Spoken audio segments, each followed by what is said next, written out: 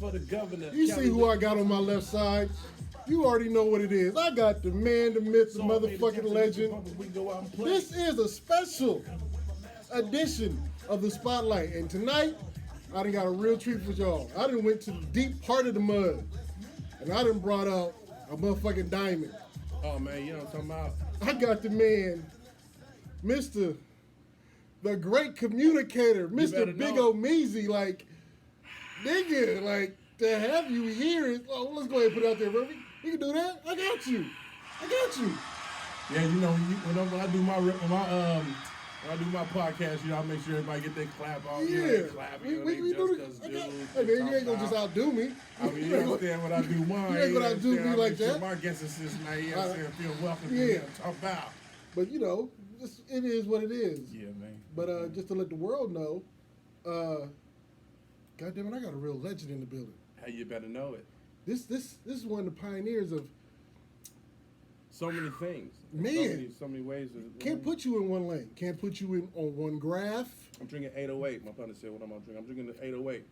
This shit right here. Have your hat wherever you at. Now, we can go ahead and get in there for a little bit. Now, the 808. First thing you said, because I think I remember it on a sign or on the truck or something, on some advertising. Shout out to 808 for doing Mario, yeah. Shout out to Mario. Yeah, this shit 14.25 as far as the... Yeah, you said it's stronger than the Rossi. Yeah, it's stronger than the Burgundy Colors Rossi. I didn't see cats get carried out of the park off this the shit, Rossi. If you drink too much of this shit, it will do that there to you. And when I shot my video a couple of days ago, I had a whole case. I'm down to like one bottle because yeah, man, because you know I made sure that everybody got to taste it and you know. Where's my bottle? I got another case coming, so I'm gonna make sure I get you. But you don't drink, do you? You no, already be mean in the motherfucker with your red ass eyes every time I see you and shit. Looking like you ready to bust somebody in their motherfucking face. Okay, let's go ahead and get into this. You act like you was all nice and innocent when you was all security. I was not. I try to tell motherfuckers all the time that I wasn't always like this. Those smiley definitely motherfucking not at all. I was a different dude. And therefore, I don't even say dude, monster. Call it what it is. I was that, but I'm a nice dude. I've evolved to a nicer dude. I'm in a good place now. I'm a nicer guy. Stop playing with me. You should be. Ain't nobody, it's 2021. Anybody got time to be looking all mean and mean mugging and shit and all mad at the world and shit. I'm just not going to walk around and smile. I never have. Even as a child, it just wasn't me. And you always had a vest on, even that Church's Chicken and Kentucky Fried Chicken. And I will wear a vest to a brownie meeting. Like, this nigga got a vest on today? Ain't nothing happened. This nigga got a vest on. I've been in a bad accident. I'm not going to have it repeat. But, bruh. Damn. That's your fault. It's not my fault. How that my fault? I don't know. It's your phone. You can't put it on the stand. I actually can be, but I was trying to let it get it charged. So I could easily just do like this. Watch this. Come on, Omeezy, get it together, bro. It's easy. It's nothing. Small things to a giant. There it is. Wow. It's to an elephant. You better know it. Okay, so let's go back a ways. Oh, how far you want to go back? Just for people who don't know, because I told Shadow I want to do an interview unlike all the other interviews, you know what I'm saying? Motherfuckers ask me the same ominous questions, the questions all the time. But you know me, you've been knowing me for many moons. How'd you meet E40? That same shit. But you supposed to want to know that. You're supposed to want to know that. But everything with me is layered. There's so many different layers to Big Omeezy that brought me to this point right now that I am in 2021. I need a little bit more foundation laid so that we can get to the to the right here to the here. I know Unc. I love Unc. Yes, sir. Me too. That's my. But until Unc come and sit down here, right? We gonna talk about Omeezy. Well, we out here. It's creepy out here where I just is. It's just creepy out here. This big scary ass. I am in the whitest of white. My thumper. I said, Shadow, you better come get me, nigga, because it looked like yesterday. That lets you know it's too much 808 going on. No, I just cracked that. You know, I just cracked the bottle. I'm just saying. And I ain't smoked in 3 months, so you can't blame it on none of that. What? Yeah, and I'm a pescatarian, so I don't eat no meat. So this is all Big O, 100%. Snatch your throat from your neck, barracuda tycoon type motherfucker, all 100%. So don't get that twisted. Nobody in 2021. I'm full fledged, all meat. Better know it. Okay. Shout out all my folks tuning in on Facebook. You know what I'm saying? Shout out to everybody on IG. Shout out everybody on Heart IG. Radio is real and Shadow underscore promotions. Thank you very much for tuning in. Yes. I am your man, Shadow. Yep. This is a special edition of the Spotlight. Yep. To my left Yes. is the motherfucking legend, motherfucking made. Self-made. You better know it. Not this shit that you see on YouTube and all of a sudden this dude done popped up and he got the little shiny chain and all that extra dumb shit. Like, this is a dude who really, if it's a... Got it out the mud. You know how the youngsters say, I got it out the mud. This is real mud. Yeah, I got it out the gravel, up under the mud. Man, up under the mud. This is one of the cats who I can say motivated me to become bigger and better in the games that I was doing. You know, I did hear you say that on your interview. Yeah, off the rip. That kind of touched my heart. I was like, oh, I shed an internal tear. Off the rip. I mean, let's go all the way back, because security. First time I met you, and Big Bro JB. Hit 'em hard. Shout out to Hit 'em hard.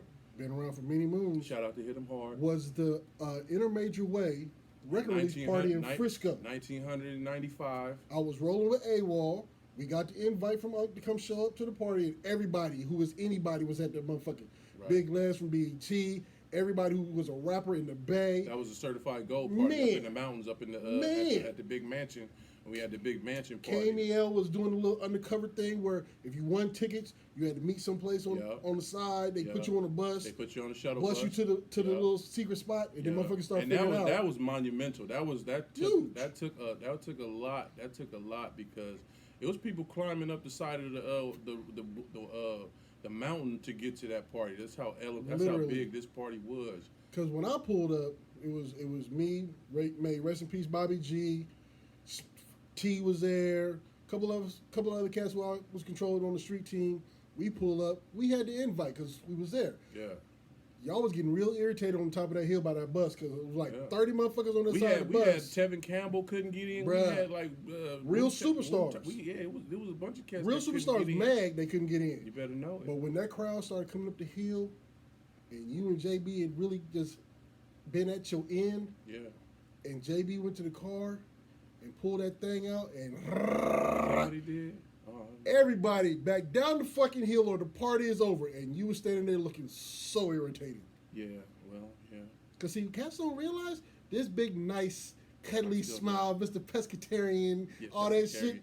That nigga right here to my left will really, really hurt your whole family tree. Because quiet as kept, as nice as this big gummy bear motherfucker. Gummy bear. This nigga has this man has been a champion motherfucking martial artist. He has been in multiple situations having to, empty out clubs. Like, if it's gonna be a cat who, let's talk about the security. In one of my lanes of being motivated, this cat right here. But back in the day when he was a little slimmer. I was a little slimmer, but I could kick very high. Very high and very hard. Very hard. Yes, I could. Yeah, that was a long time ago. This. If you really think about it and go all the way back, it was a stepping stone. I was doing music back then, but sometimes I didn't know that. I was doing music. I was doing music in high school. Okay. I was doing music in high school when I was in Ogden, Utah. I was born and raised in East Oakland. You know what I'm talking about? For people who don't know, I was born and raised in deep East Oakland, 98th and Bancroft. I lived in the village, all the shit. The real Oakland that everybody rap about and talk about. Know it. Not the commercialized shit. I'm talking about that deep East Oakland. The battlegrounds. Deep East Oakland. Don't ever get it twisted. So, I went to Morse College, all that shit. You can do your due diligence. My family is from East Oakland. On my mother's side is from East Oakland. Okay. My father's side is from Fillmore. San Francisco. You better know it. The projects. You know what I'm saying? So I'm both sides. So growing up in the dope era, the real dope era, right before high school, Moms moved us to Ogden, Utah. Shout out to Ogden, Utah. All my folks in Ogden, Utah. Moms put us on the Greyhound bus and moved us out to Ogden, Utah. You know what I'm saying? So I was being that my parents divorced at an early age. I think I was 7, 8, some shit like that. I was always back and forth between my moms and my pops. Weekends with my pops, during the week with mom. So even in growing up in Oakland, I'm in East Oakland during the week, Monday through Friday. Then Friday I hop a BART or my pops would come get me and I'm in Frisco. So that's the duality from my youth of just dealing, being poor. My father was a minister in the Nation of Islam, and then I'm coming back to just straight savagery in East Oakland. Literally. You know what I'm saying? So real talk. So to make a long story short, I grew up in the toughest of times, but I hustled and pumped gas and did all that. People who follow me on Facebook, that's why I made sure I'm on Facebook so my people know that everything I talk about is true spit, because it wasn't no daffodils and you know what I'm saying, and marshmallows. It was hard times growing up as a child, but it toughened me up. You know what I'm saying? So when moms put us on the Greyhound bus and moved us to Ogden, Utah, I told my brother Lee, I said, man, we can be anything we want to be when we get out here. Literally. They don't know we broke as fuck. They don't know this, that, the third. When we get to Utah, we can start over and we can be whatever we choose to be. And so when I got out there, you know what I'm saying, I made it my mission to better myself, get an education, and as soon as I got the opportunity to get back and back to the dream, I was gonna do that. You know what I'm saying? So every summer I'm back when my father moved to Sac, I'm back in Sac, and then what I'm saying, regular school year I'm back in Utah, and back and forth and back and forth and back and forth. That's just been my whole life, just back and forth, back and forth, back and forth, back and forth, like a fucking ping pong, just trying to figure it out and try to navigate my life. You know what I'm saying? So I was rapping. I had a rap group in Ogden, Utah, with my partner JTO. You know what I'm talking about? At Swift, and we was called, and I was Prime Minister. Oh, jeez. PMO, Prime Minister Omar, and the group was called GOD, the Gate of Doom. Doom stand for Dominating Organization of Men. and I looked up to, you know what I'm saying, people like Kevin Kev, shout out Kevin Kev, and Bobby Kersey, because these was rappers that the only ones that I knew and that I saw. You know what I'm saying? And I mean, I'm missing a whole bunch of parts of shit, but that's only because I don't want to exacerbate the interview to the point where that's because that's just one part of my story that'll be in my book when I finally decide to write that book. But just know, musically, I've always been doing music, but I utilize my skills as a designated writer, as a head buster, to get my foot in the door. You know what I'm saying? Because that's for anybody that's out there that's trying to get in the game. Sometimes you might be a graphic artist. Sometimes you might be an engineer, producer, whatever. In this game, you got to figure out how you gonna get in it and utilize your skills and abilities to get your pinky toe in the door. Once you get in the door, you stay humble, you stay low, and you know what I'm saying, and you observe the game. And it just so happened that I was seeded and breeded by some of the best to ever do it. Being with 40 in the clique, I was able to be around the Tupacs and the, you know what I'm saying, the JT, the bigger figures, and the Drew Downs, and the, you know what I'm saying, just the litany of all the OGs, you know what I'm saying, and just sit back and be quiet and learn. Mm-hmm. You know what I'm saying? And that's what I did. And it just helped me, you know what I'm saying, to be, who I am today. Now, with you going back from Utah to Oakland, seeing how that's two different universes, it kind of similar to what I do, because I was a military brat. So it seemed like that made you even more able to adapt to your situation more so than the other cat, because here you are in Oakland having to be the soldier you had to be just to be able to go to school or go to the store or go to the gas station and do whatever you had to do. And then to be in Utah, and Utah isn't as real as Oakland. It's a little bit more square. Well, I mean, but you gotta understand, the Ogden, Utah, where I was at, was full of black people, full of Hispanics. Even though the school I went to was probably, the high school, the middle school I went to, and all that shit was predominantly Caucasian. But our section where we was at Mm-hmm. was black folk from everywhere. Okay. I don't know how everybody got there, whether it be Job Corps or military or Union Pacific, whatever. But our organization where we was at was tight knit. Okay. We all, and everybody had each other's back. Everybody, to some degree. You know what I'm saying? When I go back to this day, it's all love. When I, when I was on Summer Jam out there, they had me doing Summer Jam out there in Salt Lake City. All my folks, I'm talking about 15, 20, 30 motherfuckers. Everybody pulled up, and you know what I'm saying. They always fuck with me. You know what I'm saying? Because I always make sure that all my folks is there when we go and pull up in the tour bus, whatever. They always there, and they always been there, and they always supported me, always have my back. You know what I'm saying? That's why it's always major love. You know what I'm saying? So it's like Oakland, Frisco, Sac, Ogden, Utah. You know what I'm saying? Not too many people cover all them bases and get love in all them areas. You know what I'm saying? This is because they help make me who I am. Okay. Every piece of it, every piece of those cities made me who I am. I got my hustle from East Oakland. I seen the struggle in Frisco because I used to sit in the front of the projects and see a motherfucker snatch purses and shit, like some of the illest shit you ever see in life. You know what I'm saying? Like real projects, real good times type shit. You know what I'm saying? And then Sac, Sac was, is like the revolutionary Right. shit that straight up, like no question, like revolutionary, you know what I'm saying, nation, all that, in the '90s, it was flourishing out in Sac. Right. For people who don't know that, It really was. It may not seem like it now, but in the '90s, anybody who was there, you knew what was up. Right. Ogden, I got my education. Ogden turned me into the great communicator.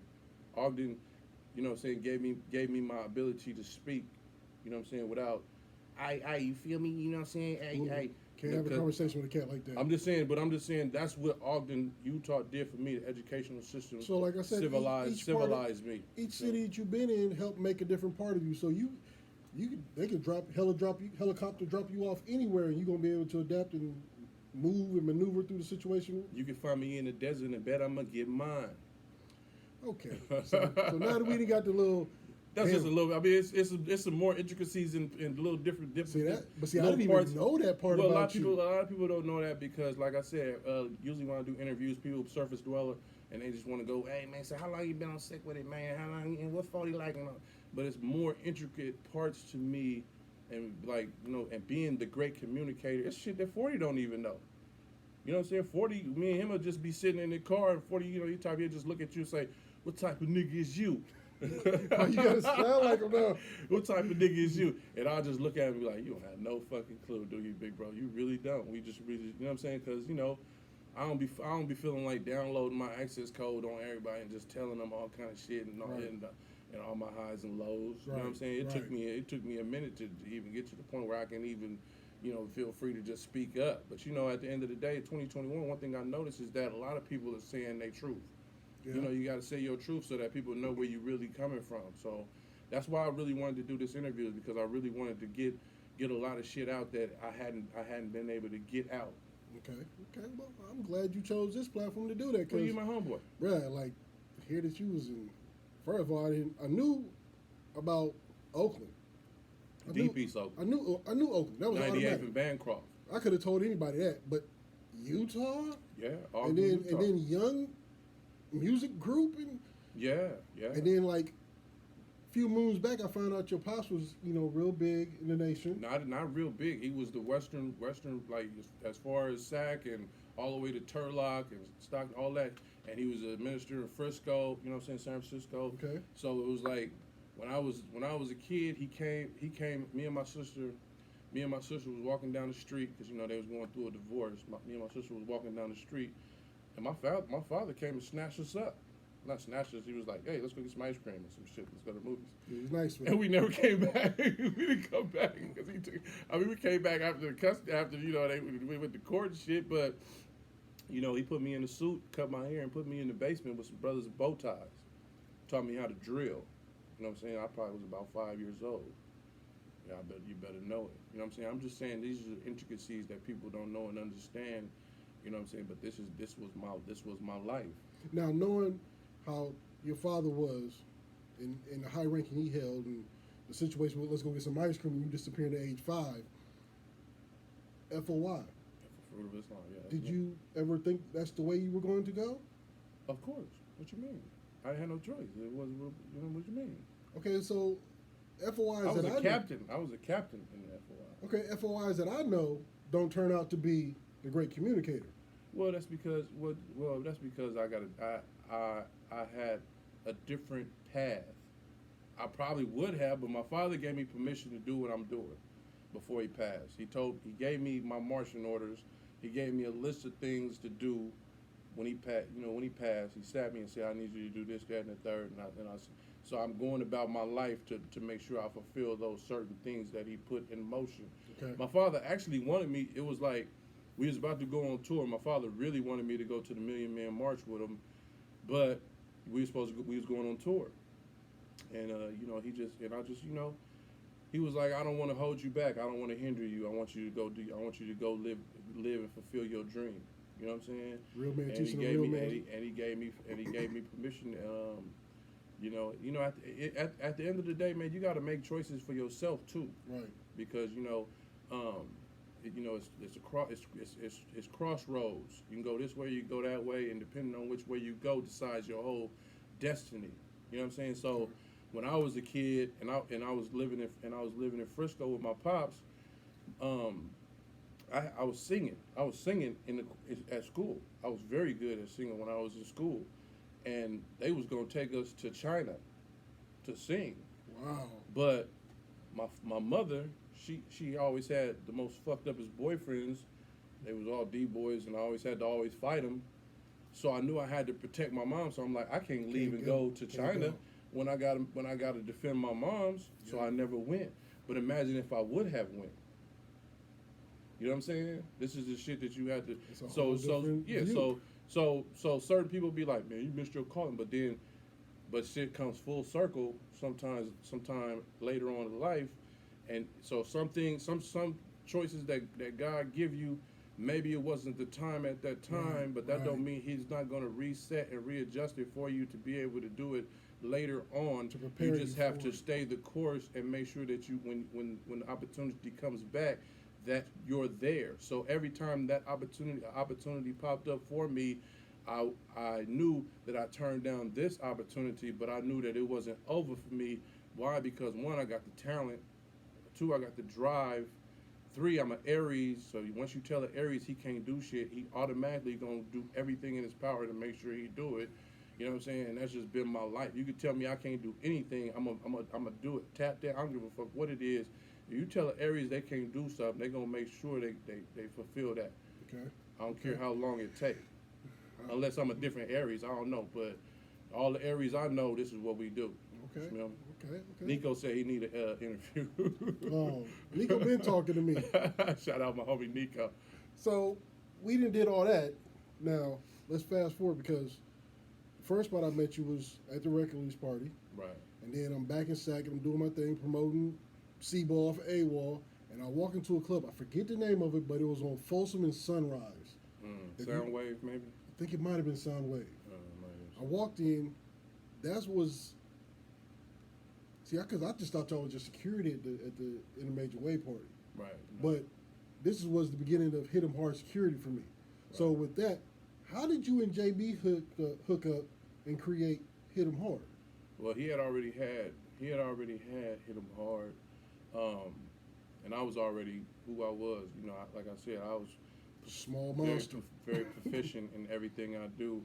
Y'all looking at a martial arts champion. We was at La Mission, you know, in La Mission, mm-hmm. on Foreign Road, and he was there and shit, and we immediately clicked, and he was like, man, if you want to do some other shit, because I was armed guard, all the shit, I had a pistol, all that, and I was like, all right, I'll pull up, you know what I mean, and we had a meeting in Old Sac, at the Union. And from day one, I was already, I'm a general, so I'm already like, let me assume my position, and I brought my skill set, and then like I say, the rest was history. You know what I mean? We brothers, better you better know it. We always got each other's back to the motherfucking fullest. We've been through wars and battles and shit, and we've been rocking 20 plus years. You know what I'm saying? One of the most solid dudes I ever met in my whole life. You know what I'm saying? One time, it was a situation where my mom's called me and was like, oh, and then shit, and I'm like, okay, I'm on my way, and I was like, all right, I gotta go handle some shit. This nigga fucking with my mom's and shit, And I hop in the car. He didn't know no better. And he hops in the car. I'm like, what you doing? He's like, nigga, let's go. I mean, I'm just saying that's just That's just the way he is. Though. That's just the way JB is, bro. And that's my bro, man. And that's life, bro. You know what I mean? We done been through so many different trials and tribulations and shit. But that's like I said, man. God has always put people in front of me or with me and beside me and behind me, and I always just lock arms with people that's like that. Okay. Excuse me. Shout out JB. Hit him hard, all the fam. Shout out to Fam Bam. So, let's go back in time. Okay, let's go. DeLorean. Because years ago, I saw 40 do an interview with Hot 97. Right. And he kind of, I don't know how it came up, but the question came up about him and Biggie. Right. And how 40 could have stopped that career in the beginning. Because I remember being at Cal Expo. And we had Notorious B.I.G. show up when beginning of his career with the bomb. Right. We sitting there, I'm passing out my little flyers, doing my little thing. All of a sudden, I see the family outside this limousine. And at the time, family was called the Funk Mob. The Funk Mob, yeah. And I don't want to say names. You can say names, but I don't want to, go there. I mean, shit, you said Funk Mob, everybody got to do is type in Funk Mob. Yeah, they're going to know who's the Funk Mob. So that little nigga,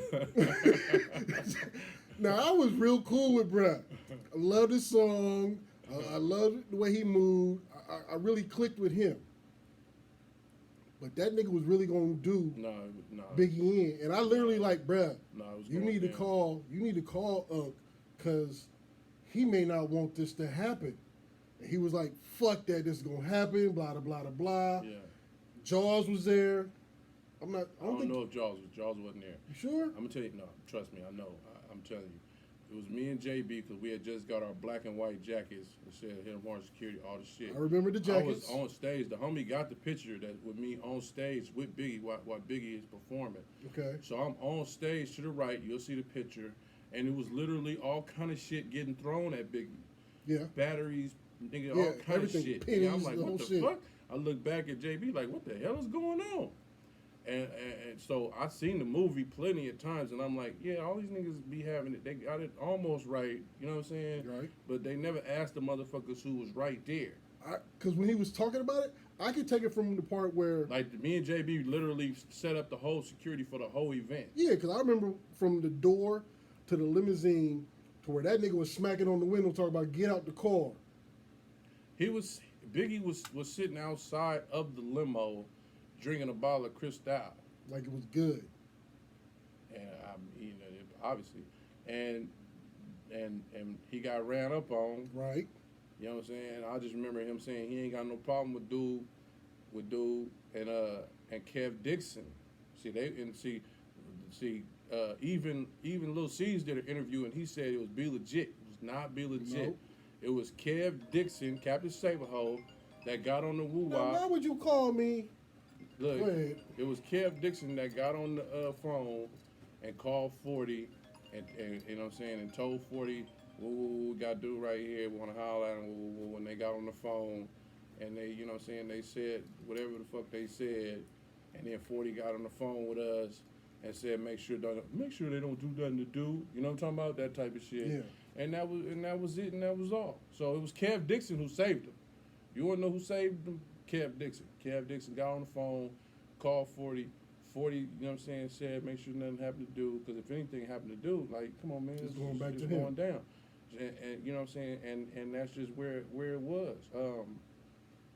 I mean, that's just it. That's it. That's all I know. They made a whole motherfucking movie and show Cal Expo. And he was like, and Lil C's, when he did his shit, he said that they was at a hotel. It wasn't a hotel. It was behind the motherfucking exhibition hall.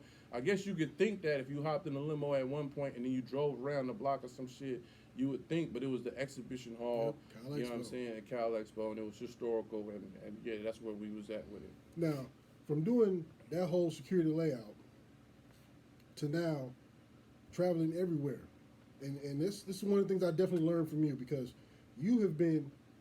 Well, I've seen some of the pictures you've had. First of all, you were ahead of your time for buying all the little disposable cameras and getting as many pictures as you used to. I learned that from Chaz Hayes. I wish to God I'd have followed that. I didn't learn that until like 2000 when I was like. Because you know what he said? He said, you know what? He said, you know, years later, they're not going to believe us. Bruh. And the only way they're gonna believe you if you got the pictures to show for it. You were so ahead of time. And I'm gonna tell you, well, we used to cross our fingers because you know with them disposables, you don't know what the fuck is gonna come back from them. Man, you know what I'm saying? So we go to the motherfucking Long's drugstore and get them motherfuckers developed with the hurry upness. I used to take mine to Costco. Man, I didn't know what Costco was at that time.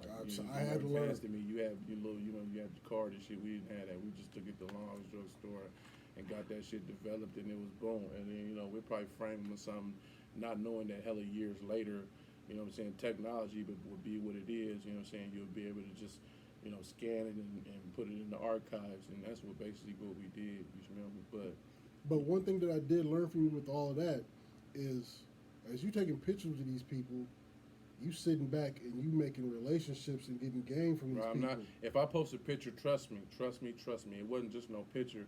It was real deep conversations and game being exchanged. You know what I'm saying? Which, you know, to this day, if I take a picture, if they still alive, they still got love for me, and I still got love for them. That's definitely something I learned from you. Trust and believe. Definitely learned that from you because trust and believe. I used to sit up. I'm shadow. I don't want to be in the spotlight. I don't want to be ahead of the crowd. I want to sit in the back and make sure everybody cool. So when I would see you moving around, I'm like, this dude is one of the baddest cats out here in security. And every time he talk to somebody, he real cool, calm, collected. He moving. They stopping him to find out who he is because he's standing with somebody. And he really talking real mature game to these other people. And they creating these relationships, which later on in time with your music and who you are today as far as a person and hanging around, going on tours and being the hype man on the stage with Unc and. Well, see, I got it out the mud. Like I said, I got it out the gravel.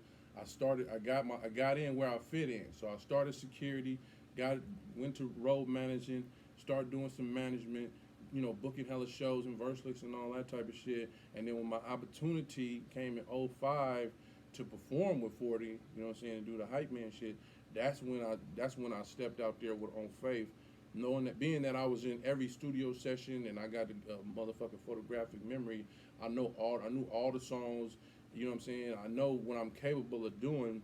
And then when Pizzo told 40, he was like, I think Omeezy could do it. And that's when I stepped in and said, okay, let me go ahead and knock this down. And anything I do, I'm gonna try to do 110,000%. Right.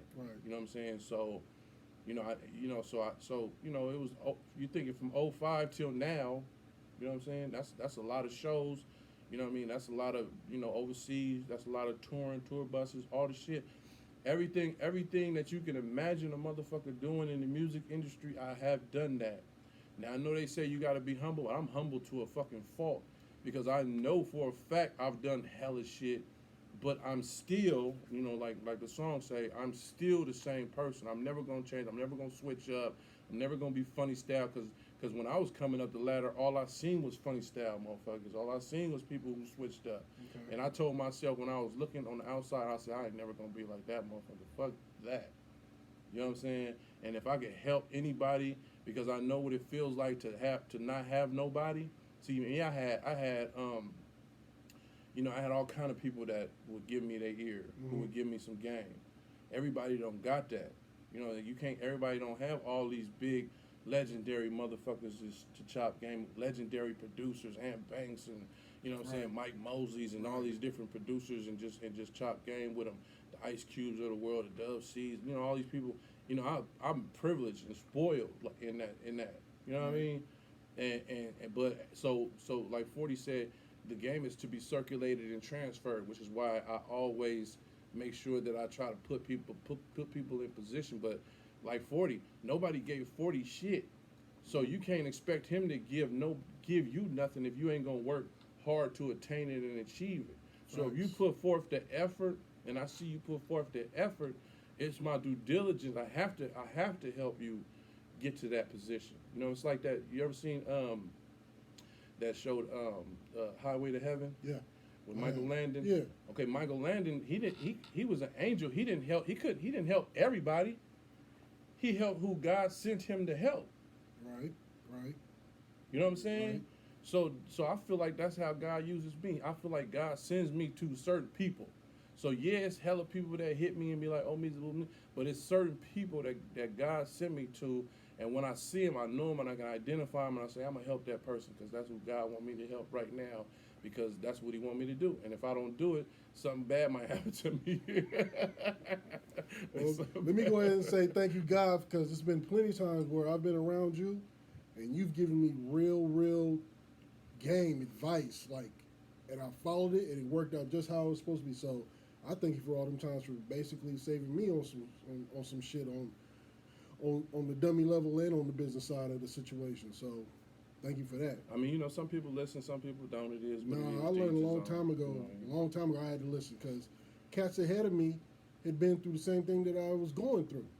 So they had the cheat sheet. They had the shortcuts to the game. So I've always been a listener. Right. So that's what it is. So now we did the security. Right. We moved to Ogden, Utah. Right. Well, now we traveling. That's back in reverse. Yeah, reverse. Okay. Now we traveling. The Yes, world. The world, yes, no question. Like that's not Multiple even times. bullshit. That's not like Multiple times. that's not California to Vegas Right. to LA to Right. Texas. We talk about California to Detroit to over the waters. Yeah. Passports. Yeah. Japan, Amsterdam, Come Germany, on, bruh. Norway. What was that like? I mean, shit, man. I mean, you know what I'm saying? At the end of the day, like I was talking to Pizzo a day ago, I said, bro, we performed at Madison Square Garden. Shout out to Pizzo. We performed at Madison Square Garden. We was on the And One mixtape tour. Everybody who know And One, I brought him to Sacramento. Thank you very that's much. every arena, Yes. every major arena in the United States. And then some. And that's during the hyphy movement. Yep. That's when the hyphy movement cracked Big. off 06, bro. We was doing the Power 3, you and that booty, you know what I'm saying, shit like that. Tell me when to go, all that. You know what I'm saying? It's documented, it's facts. We had the players wearing Shake the Mirror stunner shades and all that shit. Putting down a demonstration to show the world what the hyphy movement was. Right. So while everybody trying to take credit, oh yeah, you can take credit for being an intricate part, but we was out there selling it. We was out there showing the world what it looked like. You know what I'm saying? With the machinery of Warner Brothers and BME putting the bread and all the shit behind it to put, to show the world what it is. You know what I'm saying? We was out there doing, and it was the hottest shit. So we was doing the And1 mixtape tour, staying in the flyest and the biggest of hotels, intercontinentals and all that type of shit, and then hopping on private jets and shit like that, doing other spot dates too at the same time, and doing MTV Punk. Motherfuckers see me do that, and doing other shit. I remember that. So I'm just saying, when you in that bubble, when you in the bubble, you don't really realize, and you in the moment, you really don't realize the shit that you're doing. You just in the bubble. You just working. You just doing what you do. It's not until really, to be honest with you, it's not until really when the pandemic hit that I ever even had a vacation, because I was, and I never had a I'm getting paid vacations. I'm going to Hawaii and all this shit to work, and maybe get there early and and get to hop in the ocean and shit. But 9 times out of 10, I'm working. This is the first year that I've had New Year's off. Right. No Since question. Me too. 2000. Me too, because last year we was doing Snow Globe in South Lake Tahoe in front of thousands of motherfuckers. Bruh. So when I sat around on New Year's, I was like, this is what mere mortals do? Y'all sit up and watch the ball drop on TV and, drink a little cider and a little champagne? Like, this is what you mortals do for New Year's? This is what mortals do, but, at the end of the day, even now, I probably took about a week off. I'm gonna be honest with you. I took a week off when the pandemic, like March or some shit like that. I probably took a week off, and then I was like, you know what? Because they say time is the devil's playground. Right. I can't sit and just do nothing. It makes me that's crazy. That's not Omeezy. So I started a podcast on the Real Spill Show. I started Still a show. going? Yeah, we were not taking a hiatus. I did a show with me and my sister, Maisha. We got the Sibling Rivalry podcast that I started. I started doing singles. You know what I'm saying? I already knew that that song you played, Bikes, Boats, and Lowriders. I was analyzing it, and I was saying, you know what? The only thing we're gonna be able to do, because everything gonna be shut down. But all my folks got bikes, All my folks got boats. All my folks got lowriders, and I made a song about it, and that got me a couple shows. You know what I'm saying? With my partner Shorty, and you know what I'm saying. So it's like, you got to be strategic in these times. You got to be real strategic. So all I've done, even when, dealing with all the shit, with social injustice, me getting with Dion and we, put 40,000 people downtown. I did the song "Wake Up." I be ahead of my time sometimes. You know what I mean? And I figured at some point, even with my catalog, you know, uh, if you ever Google Big Omeezy or you just go to iTunes and all that type of shit and just type my name in BIG space OMEEZY and just see all the people that I rap with and all the people that I'm featured on. Yep. And at some point in time, it's gonna catch up. But like I said, Pizzo told me when I had only two songs, period. When I only had two songs, I had The Great Communicator, which was on the 916 Unified Right. album. Shout out to Doy Rock. Shout out to You know what I'm King saying? Kahali. Who I was managing at the time. Right. And even on that song, I said, Doe got the locomotive started, departed. My destination is charted. Yeah, his flow is retarded. You know what I'm saying? I did, that was that. And I had another song that's unreleased. And when I was talking to Pizzo, he was like, now you just got to get your catalog up. So I put my blinders on because I'm 7 albums, 7 projects deep right now with hella singles, stepping into 2021, got a new single, and just a whole new burst of energy, a whole new motivation. I done work with all kind of new cats that's coming out, new cats that been out before, and then just lost motivation, and now they see me wiggling and doing my thing, and they like, oh, it's never too late, because it's never too late. Don't ever get it twisted. It's never too late. As long as you have the passion to do a thing, you can put your, use your, like we say, use your, Brother Miles, we say, use your mathematical theology to put yourself in heaven at once while you are living. You better use your mathematical theology in 2021 because this is the time. If you don't, like I said, if the pandemic don't get you off your ass and don't get you out here doing for self, I don't know what is. You know what I'm saying? So, like I said, that the pandemic I did my clothing line, TGC Clothing. You see me wearing my own shit. I'm not wearing all that Louis Gucci printing, all that old bullshit. You've never done that. I'm wearing my own evolutionary eyewear. You know what I'm saying? Shout out to my business partner Aisha, Suggested Eyewear. Shout out Nikki.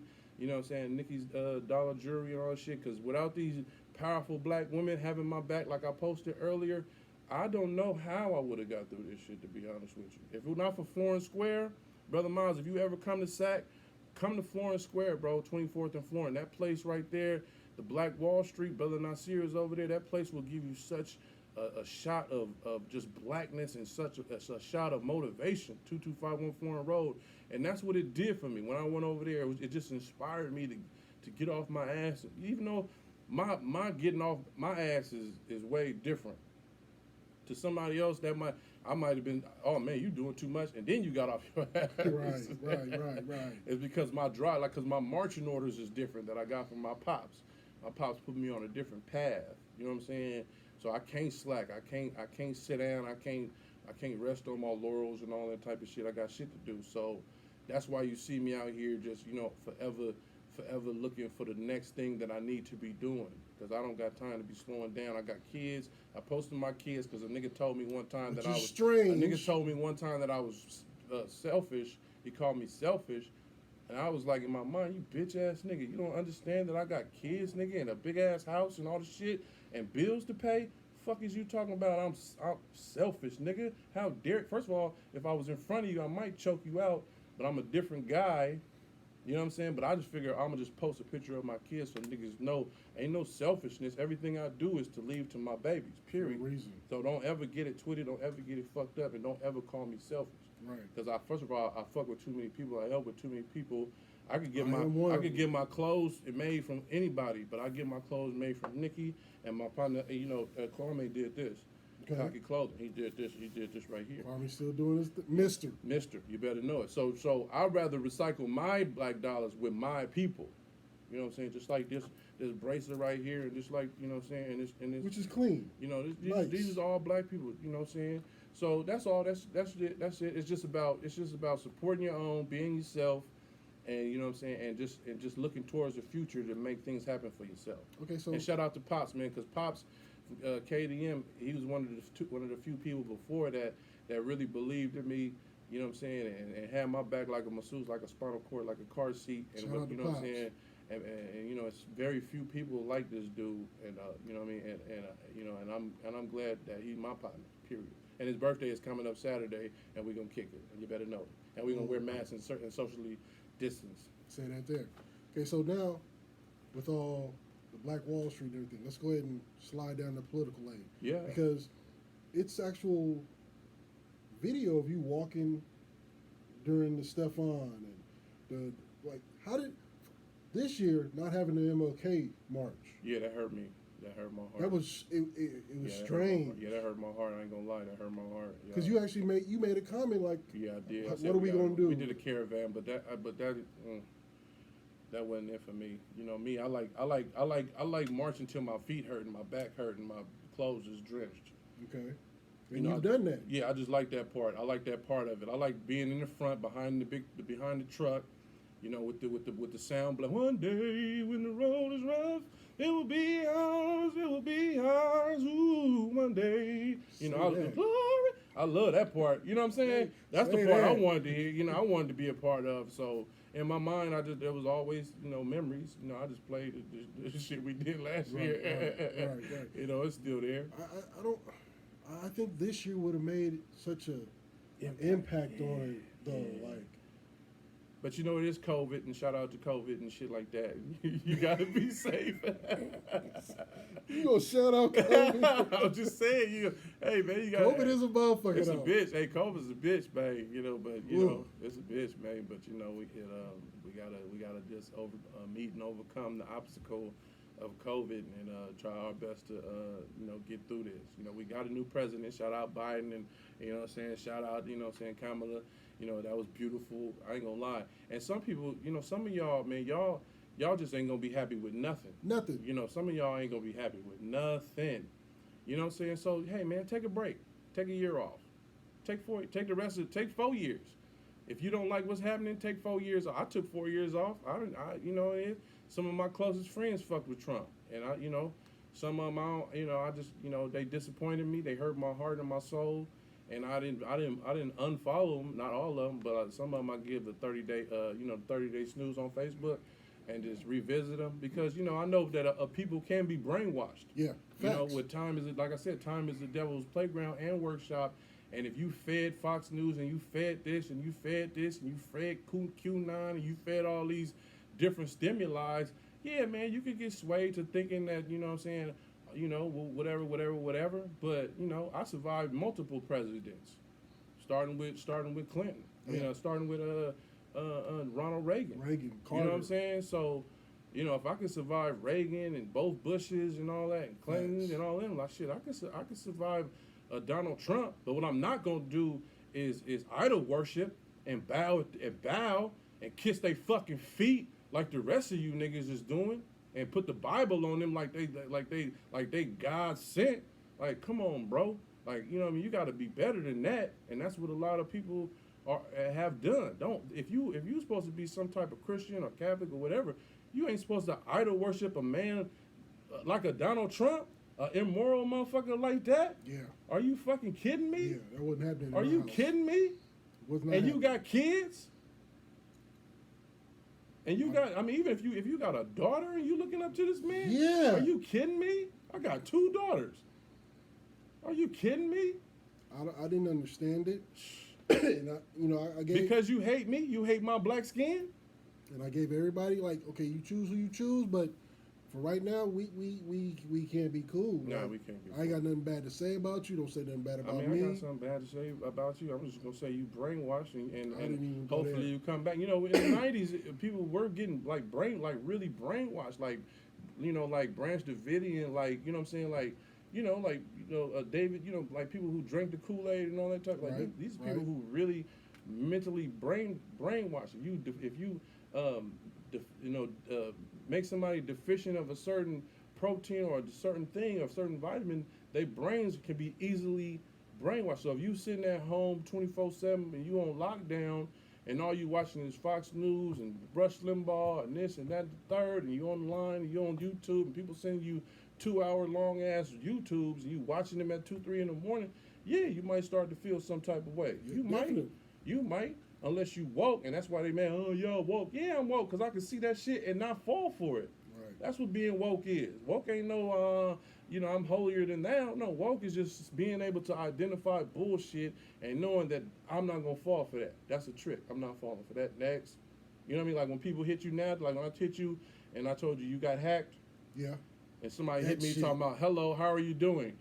I said, I'm good. Do you have a Cash App? Yeah, I got a Cash App. Duh. I got hacked in November. Block? Yeah, I know what you're talking about. I'm not fucking with you. Man. Yeah, you got to be woke to not get scammed and all that type of shit. You'd be surprised how many people would hit me and talk about they either almost got caught or they donated to the situation. Yeah, not me. Not on Make a Deal. It's not. We ain't doing that. I couldn't believe it because I was sitting there watching my Facebook and all of a sudden shit is moving. And I'm like, I'm not touching anything and shit is changing. I'm like, what the fuck is going on? Next thing I know, I went to go try and like change my code real quick and I was locked out of my own shit. They doing it. They own it. And then to be looking on my phone and see it happening, I'm like, what the hell? Yeah, they doing it. Yeah, you better. Yeah, everybody change your password today or tomorrow if you can ASAP because I don't know what they doing to figure it out. They getting it. But they getting it. But yeah, man. Yeah, that's just that was my summer. You know, I couldn't perform. Wasn't no shows. Ain't no shit like that. So. You know, you gotta, like I said, you gotta read the tea leaves and know that ain't nothing. I saw Fauci today. He was talking about ain't nothing jumping off. If he said if 70% of everybody took the vaccine, we could have some normalcy by the fall, and that ain't gonna happen, because don't nobody want to take the vaccine. So therefore, if you look at it like that, you know ain't gonna be no normalcy till probably when the end of the year maybe. Maybe. Because everybody not gonna cooperate. No, definitely not. Saying? So people weren't cooperating when people were literally. The numbers were. So I'm on my grid. I'm on my grid. I'm on my grid. And if we get to the point where we can do small shows, I'm doing that part. I'm doing small shows like I was doing in March. You know what I'm saying? Where I go up there and do 30 minutes or what have you, and I say my speech. You smell me? Because I did 20 calendars with 4O. And I know that he's at a place where if it ain't a arena where it's 30,000 people. He don't step out the door. He ain't stepping out the door. He don't step out the door. Period. So where does that leave a big Omeezy? That leaves a big Omeezy. I got to get out here and do for self and do what I got to do, and that's what I'm doing. You know what I'm saying? Pushing my projects and pushing my singles. Now with that insight of how the politics is going, right? Do you see yourself maybe going down the politic lane one day, or? Well, yeah, of course. Yeah, I like what's going on. I like being part of the opposition to what's going on. You know what I'm saying? And it's like if you feel like you can make a change, you're obligated to do something. You can't just sit on the sidelines and not do nothing. You know what I mean? I'm a movie buff. I like watching movies. So they got this movie Mel Gibson called The Patriot, and this dude was a beast. And he didn't jump off the porch until his son got killed. Right. You know, it could be the war was happening right at his doorstep, right there, literally at his doorstep. But he was telling his son, "No, we're not gonna do nothing. We're not gonna do nothing." And then when his son joined, and they killed his son. That's when he, you know, went ape shit. Now I shouldn't have to have something happen to my family member for me to go ape shit if I know that I'm capable of doing something. Right. If I know that as the great communicator, I know enough people. You know what I mean? At least in my area. At least, you know what I'm saying, the South Sac. You know what I'm saying? At least there, I know I can make some type of difference. That's why I'm always around my people that I know are out here trying to make some type of difference, because I would be less than a man and my father would look at me differently if I wasn't out here at least trying to do something. Well, that's one thing about you, because you can always find Big Omeezy as something positive. Got to. And I go by myself. I don't need. Yeah, I don't need. I'll just pull up. You know, my partner Beth don't know. We pulled up a few times where it was just me and him, and his wife. You know what I'm saying? And his kid. You know what I mean? And I'll just pull up. You know what I'm saying? Because I don't need no entourage or no whole bunch of people with me. You know what I'm saying? I'll just pick up the flag and wave it dolo. You know what I'm saying? But I can pick up the phone and call some soldiers if I had to. You know what I'm saying? But I had to do surveillance first. I had to survey the area and make sure it is what it is. Right, right. Okay, so now we back into the music. Right. Do you still have fun making music, or Man, I love writing. I love writing songs. I love, working with my different producers like AJ and Decades and, Ambition and people like that. And I like, because at the end of the day, I have these emotions in my head, and if I don't, and they'll send me a beat, and I'll write a song instantly, and then it'll be in my head for hella long, and then I just got to go to the studio, and I go over there to Intel's, Amina Labs, and I'll just go lay that shit, or, I'll go, my homie 95 Mill House and lay it or something like that. It's just, I love me. I've always loved hip hop. I've always loved every aspect of hip hop. You know what I'm saying? My favorites has always been the Houdinis and the Poor Righteous Teachers, and, and the Ice Cubes and the KRS Ones and the Heavy D's and MC Lights, and the fixtures and the JVC Force. Man, just I don't know who that was. That was sound like a cartoon right there. Nah, bro, that was JVC that was Strong Island. The song Strong Island. Oh, okay, I might have missed that. Yeah, bro, that was a smack. Got under the radar of life, but I'm sure you can send me a link or something. But, Large Professor and Intelligent Hoodlum and shit like that. I've always been awful. I used to went Paris. No, come on, I was in Utah. Speaking of Paris, I was in Utah, and me and my partner went to Toad Tape, this record store. And he had bought the CD or cassette, one of them, and I was, because my father is on that album. Yeah, he is. I did not know that. So I'm listening. We listening to the whole shit, and then all of a sudden you hear, "I'm saying to you that you one of the few mirrors here from the man who was taking the place of real black leadership, who will answer the call That's your for pops? truth, freedom, justice, and equality in America for our people. Do you understand?" And I instantly said, "Bro, pull over, find a payphone. I gotta call my pops." That was him. Paris actually did a show with him and Public Enemy in Sac. Yeah, you better know it. Where was that at? 90s, B. This is probably before your time. I don't know where you was. So let's see, 90s arena's big enough to even handle a Public Enemy It was somewhere show. I wasn't old enough to go for some reason. I'm gonna be honest with you. I wasn't able. I was mad as hell that I wasn't able to go. I'm like, I'm the one told you was on the album. How you gonna leave me out? Damn, Dad. Crazy as hell. That's crazy. But to even know that your father, because I remember playing the Paris album to Hella death. much, yeah. To death. Hella much. Yeah. You y'all ain't never heard Paris. Oh. If y'all ain't ever heard Paris break the grip of shame, man, y'all need to go get The Devil Made Me Do It. Man, please. Man. Paris had you in a whole different He mode. had you ready to knock something down. Man, He like had you you had to ready to really knock like listen to something down. Paris. Revolution. Oh, he was so ahead of his time. Time to pick up the gun. And then from the Bay, Yeah, no question. and Yeah. just from the whole field there, just from the Panthers on, like when you Yeah, that's one of the listen to greatest him, albums of all time. you really as far as felt on some what he was talking as far about. as on some revolutionary albums, that was one of them ones that'll get you up and get you going. Yeah, it really was. It really, really, truly was. Oh my Yeah. God! So I really get a kick out of making songs and making relevant songs. Even when I did I Am the Drip and just these was all songs I made during the pandemic. I Am the Drip and actually probably not I Am the Drip because that was before the pandemic. But I Think I'm Wet, my song. I could just be sitting somewhere. You sure that was before the pandemic or right at the beginning? No, because nobody was wearing no masks at that time when we shot that video. It might have been. It was last summer. Summer Okay. before last. Trust me. Okay.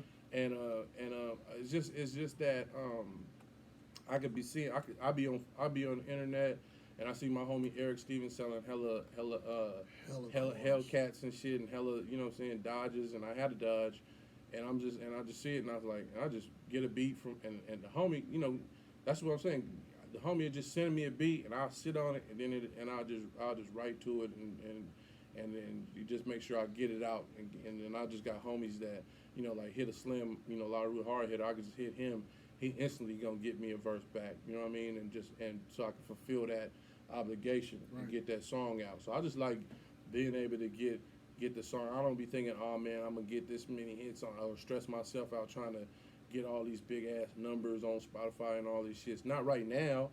You know what I'm saying? Because at the end of the day, I know my catalog. If anybody want to do their due diligence and check out my catalog, you'll see I got several songs with 40. I got songs with Short. I got songs with Clyde Carson. I got songs with, you know what I'm saying? So many Major factors in the game. Major factors in the Baby Bash, like all type of motherfuckers.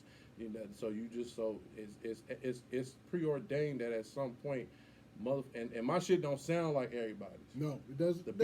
The beats I pick ain't gonna be like all the shit that everybody else is picking. You know, and that's a fact. And even if I do, or if no I don't, the songs that I'm featured on with other people is gonna tell that story. You know what I'm saying? So even if it ain't on my album, I'm gonna talk that shit on somebody else's album. Right. And it's just right there for you to see. I don't even, the facts is there. You know what I'm saying? That, if I wasn't good at what I do, then motherfuckers wouldn't be hollering at me to try to get me on their Jones. Because at the end of the day, I'm a professional writer. I may not be no boom bap, you know what I'm saying, write hella bars, ass motherfucker, backpack, I went to Hiram Johnson with Doey. Yeah, I know that. We was my freshman year, I was at Hiram Johnson. And that dude had the cuts in his eyelash, in his eyebrow, and was wearing a backpack back then. I remember the Rat Pack. You know what I'm talking about? I saw that. I was like, I know this dude is on some real shit. I don't even think we had a conversation back then because he was serious even back then. Yeah. You know what I'm saying? That's why it was crazy that I ended up managing him. Hella crazy, because I still don't know how that fucking happened. Well, I had, Juggernaut Stomp. Yeah. When I heard that motherfucker, I said, oh, that nigga got it. Oh, beast, Solo Fire. Oh, my God. Shut him. No, he did that with that shut him down. I'm one line away from blowing up, bullet away from death, 99 from 100, calculating every step. Long as the hood like it, I love it. Your boy's beast. Blessed. Put my name on the line. Beast. Don't put my beast. Like a navigator stretch. I'm not from this time. Dope Montana. Come on, my nigga. Like when I heard that, I said, bro, I had to do my due diligence. Beast. Doey was, he was hot, cold. So I'll be like, man, we're gonna get this song on the radio. Man, we ain't gonna get that song on the radio. Ain't nobody gonna play. I'll be like, Doey, stop that shit, bro. You killing me right now. All the time. Like, bro. Next thing you know, 1025 playing this shit, carry me up. I'm like, bro, come on, man. You gotta, you know what I'm saying? You make it, and I sent him a beat. That bro had a song. He had a song done in an hour. Yep. It's done. I sent him a beat. I said, yeah, we need to do this right here. So just hit me tomorrow. He'll hit me back in the hour and be like, it's done. I'm like, bro, come on, bro. I need you to do your thing. He's like, it's done. It's done. I was like, bro, you playing. That's who we lost, bro. That's who we lost, bro. Sacktown lost a real motherfucking titan, and Sac has always been a place they don't respect you until you're dead and gone. For some reason, man, I don't know what it is, Sacramento, man, and Sac, and motherfuckers can't tell me shit because I grew up on the Cuff. You know what I'm talking about? I grew up on motherfucking, name some more motherfuckers. Let me see. Hold on. I'll do it myself. The Cuff, because I've been on this 808, so this shit started missing my mind. Take your time, bro. The Cuff was one of the coldest hip hop groups to ever come out of Sac. Off the rip. Then you got E Train. Yep. And then Young Joker. Yep. Marvelous. Yep. Sibo for sure, because Sibo rap with Tupac, yep. And that's amazing in and of itself. War stories. You know what I'm talking about? But Young Joker was the rawest freestyler of all time. If you ever listen to that dude, he was a beast. Young Dre D. You know what I'm saying? Like, come on, man. These are some highly off the chain mother effers. Yeah. You know what I'm saying? And they laid the foundation. There should be murals made for these people. That is Soul Clap. Yep. Bro, Soul Clap. Yep. One of the rawest freestylers of all time out of Sac. It should be murals and streets named after these dudes. And we did the hip hop workshop, 60 seconds to wreck, out in the north on Del Paso Boulevard, one of the most historical things of all time. So Conscious Vibes, they should have a street named after them in Sac. Yep. You know what I'm saying? I'm just saying, this is just the fact. This is a fact. Andre, Ebro, and them. Yep. Conscious Vibes put it when none of these big ass establishments was out here doing all this shit that they doing right now.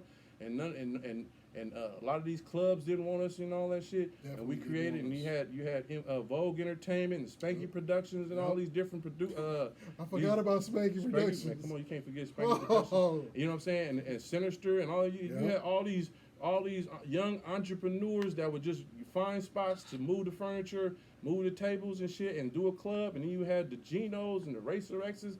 Like, come on, man, don't nobody. It's some people that know Sack, but I know Sack, bro. I'm being honest with you. And Sack, and they know me, and I know them, and I love them, and they love me, and we went to bat for each other for a long period of time. You know what I'm saying? So that's why I look at Sack a whole, way differently, maybe than a lot of other people. You look at the real part of it to where it's now. So, with knowing all the real, just from your aspect on the music, how do you feel about today's music? Which is going to be, let me say, which is going to be real interesting to hear because I pretty much know, I think I know how you feel about it, but I don't think the people itself is going to be ready for the answer that you're going to give right about now because they're going to expect you to be on the anti-now artist. Nah, but I'm not anti-now. Yeah, see, I knew that. Yeah, because at the end of the day, even though we had KRS-Ones, we had Kwame and the Polka Dots. We had, you know what I'm saying? There was always been a yin and a yang to hip hop. Right. You know what I'm saying? Special ed. Yeah, so we had all that. Yeah, so you can't, everything, you don't have to kill everybody on every record, but then at the end of the day, we had rappers that did like, if you love Spice One to kill 1 million motherfuckers on his album. Twice. 3 times. So, and then come up with a song about every alcohol ever known to man. So how can you? And that's Sebo, like he killing niggas. Bolo kill niggas, blew niggas up in trucks. Yeah, but digging their bodies and burying them again, and killing them again, and digging them up and killing them again, eat them, put them on a plate, cut them up, eat them. So that's hip hop, man. That's hip hop. And I'm not saying not everybody is gonna be successful. You gotta find your lane. You know what I'm saying? I give props to the Mozzies of the world and even the Labs because at the end of the day they still made a way out of no way because nobody never came here with no bag and was like I'm finna come and get all y'all talented motherfuckers and bring y'all up. That shit never happened. Never. That shit never happened. Never ever. Never happened. Never ever happened. You know what I'm saying? So the fact that they made a way out and I look at Mozzie and was like, nigga, I'm watching Black Panther, and he's at the end of Black Panther, bro. That's some permanent shit you can't wipe off, no matter how you feel about anybody. It will go down forevermore. It's permanent ink. Forevermore. Yeah, for real. You know what I'm saying? So I'd be a fool if I hated on anybody because at the end of the day, and I do songs like I'll Beat Her and shit like that, to where if you say some shit about me, I just got some shit letting you know that you will get fucked up, like on some real time, fucking with me, because I'm not gonna do no battle raps and shit and go back and forth. I don't got time for that. You're not gonna AT&T thug him? Not gonna do it. Nope. I'm gonna be quiet to the motherfucker and just wait till we pull up and wait till I see you with some shit. And shake your thoughts I'm loose. just gonna do that because at the end of the day I'm too solid. You know what I'm saying? And I'm not. I mean, if you want to, that's just on you. But you ain't gonna get nothing out of it. I'm just gonna unfollow you and block you and keep it pushing on. You know what I'm saying? Or I don't know.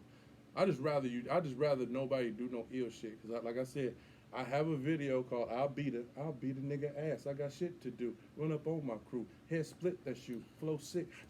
You know what I'm saying? That's and bet not no nigga in certain songs that you can look up. It will let you know that I'm not with that shit. I'm too much of a solid dude for you to come at me with no weak shit.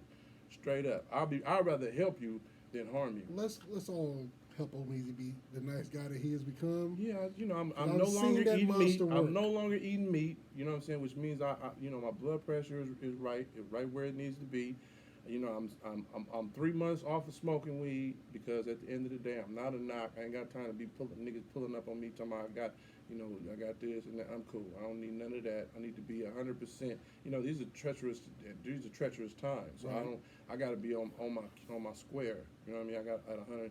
You know what I mean? With my feet at a 45-degree angle. I don't have time to be playing and getting caught slipping and none of that type of shit. So that's the page I'm on. I'm just doing music, looking out for my folks, You know what I'm saying? Hopefully my folks look out for me the way I look out for them. That's what we supposed to do. Let's everybody. That's my mission. My message for everybody in 2021. We did it in 2020. A lot of our organizations, all our folks, everybody at Florence Square, we look out for each other. Okay. We support each other.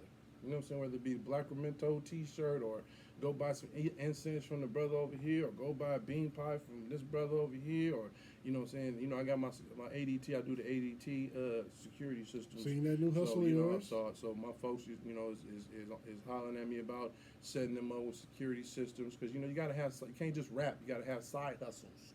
I know people like Matty Bush. He not just a rapper. He's a chef. Right. A good chef too. Great chef. You feel me though?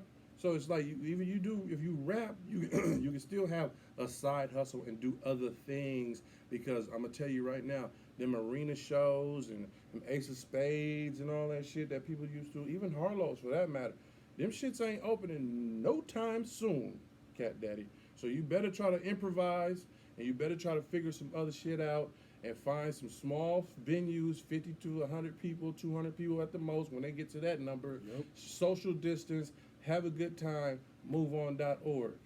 Straight up. That's facts.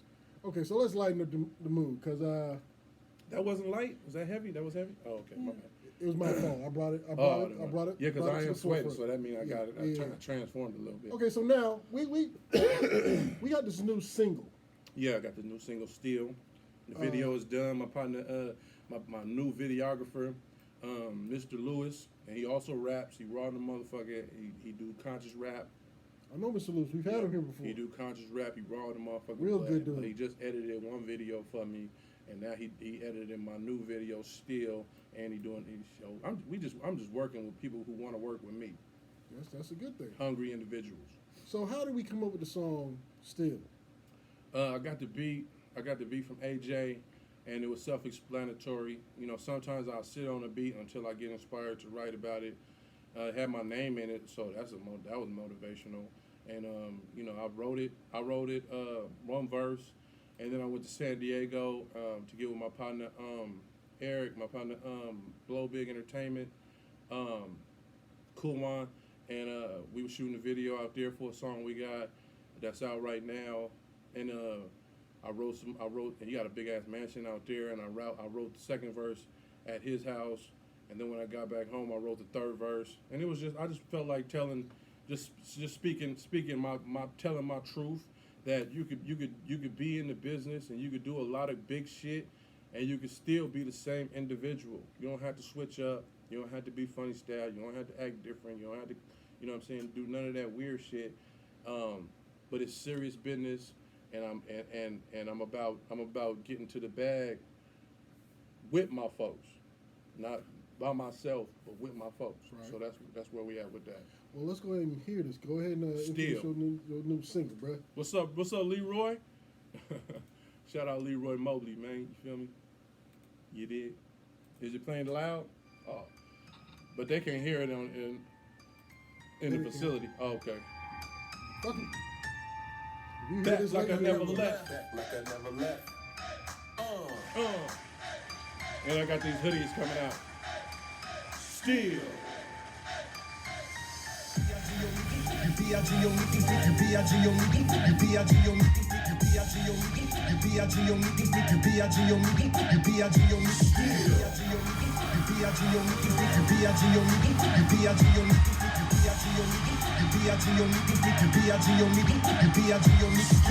Fuck you thought, fuck you mean.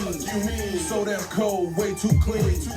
On they head, back and spleen. For my section, for my team. Never turn and tail, never call retreat, nigga. Keep the fire burning, stay on the attack, nigga. More money, more moves, I'm making it happen. You're losing, you lost, so stop all that capping. I've been doing this since Moe was an embryo. Since a youngin', they all knew Omeezy was trained to go. Pack a heater in the small of my waist. When they need me, I was there, get big O on the case. Born in the Bay, but been everywhere. You was a baby, I was busting the shots in the air. I'm a hog, got my name in the scrolls. Still in the traffic, still fucking they nose.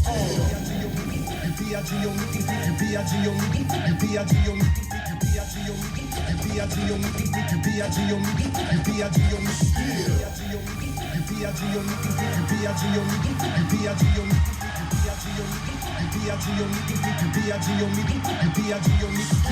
happened to you? What happened to him? Me ever switching up the chances are slim. My method, my madness, now where to begin? The evolution of a boss took it all on the chin. You would have folded if you walked in my shoes. Breaking news, top story on the evening news. But I'm not built like that. I bust back as a matter of fact. They came stronger on the motherfucking track. Motivator, devastator, see me now, see me later. Pony say you wanna win, gotta have skin like a gator. Hurdle a hater. Put my cleats in his face. I can show you the menu, but I'll just give you a taste. Still the same that I was, just some better upgrades. Play your ass like some dominoes, Uno or spades. Always ahead of the game, down my eyes, cross my T's. Never hesitate to hit you, pull the hammer and squeeze. I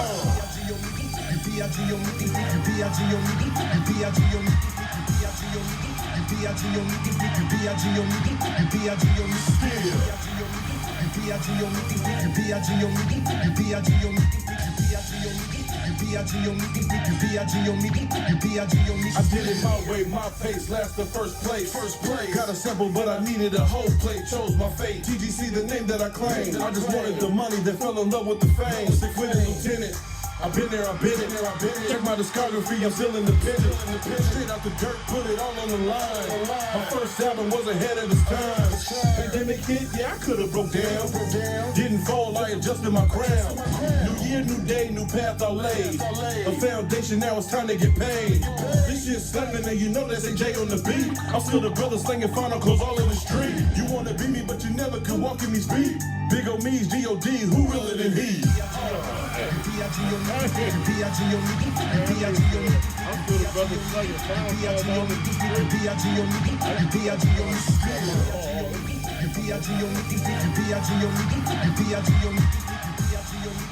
I'm still the brother slinging Final Calls all in the street.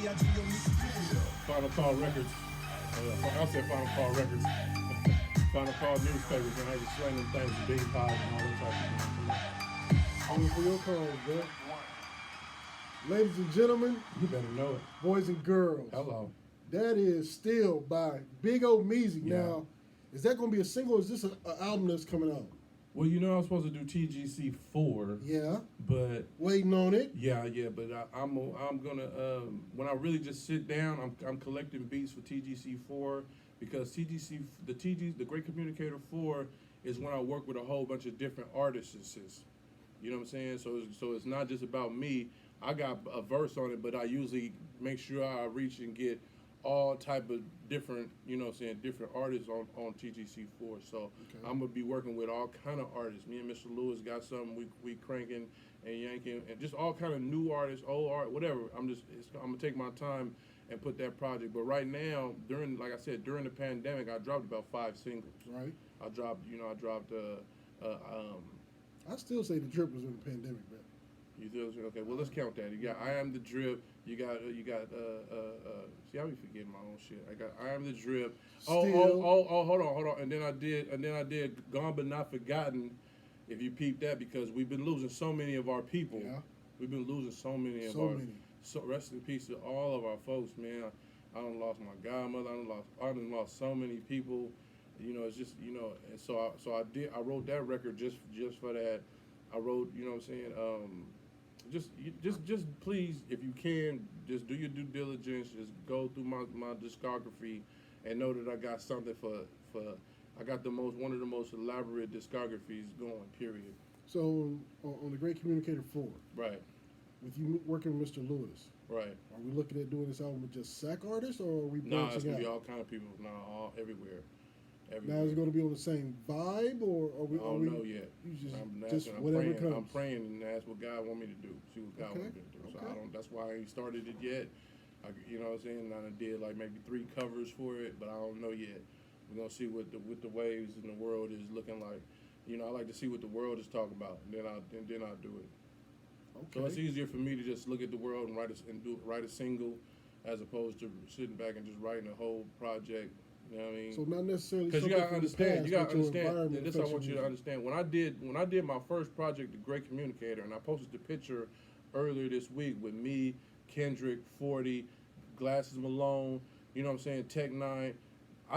My first project, The Great Communicator, I got on the tour bus with 1,000 CDs, a box of flyers. You know what I'm talking about? Mhm. So as soon as me and 40 got Hit it off the old stage, way. as soon as me and 40 got off stage, I went right to the crowd and was slanging. I sold Murs a fucking CD. I didn't give a fuck. I was like, what? On my mama, I didn't give a damn. Get this I work. was on my grit. You understand me? So every time I dropped an album, we did a tour. So Good I timing. didn't want to just drop an album and not be touring or not be doing no shows or not be doing like, you know what I'm saying? It just don't make sense to me. It has to make sense to me to drop a project, and I don't want to just sit at home. How you gonna Right. promote it? How you gonna Facts. promote an album if you're sitting at the crib? See, a lot of cats think that social media is going to do that, but Ah, social nah. media is not the cure for Nah, cancer. it's not, bro. It's for some of these big name cats, I guess, but you Ah, know, I don't see I it. can't tell. I came up in the era of guerrilla marketing. Yeah, so I my can't whole thing is tell. I sniping don't- and getting in yeah, I don't stores know. and Yeah. being in the crowd holding signs and give me a box of your CDs, Yeah, 'cause, sell it I for mean, we $7. coming and we I li- bring back we- 4, I get to keep 3. What? We in a state where you're not guaranteed to get your shit on no radio. definitely not. So don't go out your way. I'm not gonna go out my way trying to get 102 to play my shit. We don't even have no other radio station, even though I know the PD. I'm not, you know, and he is playing my homie 95 mil single, but I mean, who else? Who else shit is he playing? That's Yeah. local. You Yeah. know what I'm saying? So Nobody. I'm not, you know, and I kissed a whole bunch of ass just to get Doey shit played, and then we ran through like 3 PDs after that. You know what I'm saying? And Tosha ain't there, so you can only kiss so much ass and shit like that. Like it's like I'm all puckered out, like as far as massaging these motherfuckers and shit. So you know, I just drop some singles and you know, hopefully, you know, supporters will fuck with it. If not, I know my pen. I know I can do some 16s for some motherfuckers. You know what I Now, mean? that was a question I was going to ask. Do you ghostwrite for somebody? Nah, I ain't ghostwriting. Have you ever? Would you even accept that? Nah, I might write a hook or something. Nah, I mean, I did some hooks and shit with 40 and shit, some like Behind Gates and Rep Your City, some shit Okay. like that. But I ain't tripping like that. Cause this shit, like I'm selling my pain. Like you know what I'm saying? Right. I'm selling my pain, bro. Like you know what I'm saying? That's basically you writing for an impersonator. Yeah, I can't put my pain. I can't sell my pain to somebody else and allow them to usurp that. You know what I mean? That ain't where I'm at with it. If I write it, it's gonna be for me to spit it. Okay. And that's So, just it. so we got this hip hop thing that has opened the door for you. Uh-huh. Now you get to choose on what's on the other side of that door as you walk through it. Yeah. So what is hip Because I hop? own my own company, All H Entertainment, and all my projects is all me. I never had no investors and none of that type of shit. All videos you see, I paid for them. All motherfucking albums and projects and shit, I paid for them. You know what I'm saying? You follow the game plan you I'm were saying shown. all this shit, just don't ever get it twitted and think that a motherfucker just gave me a bag for any of my products. All this shit is all my own blood, sweat, and tears.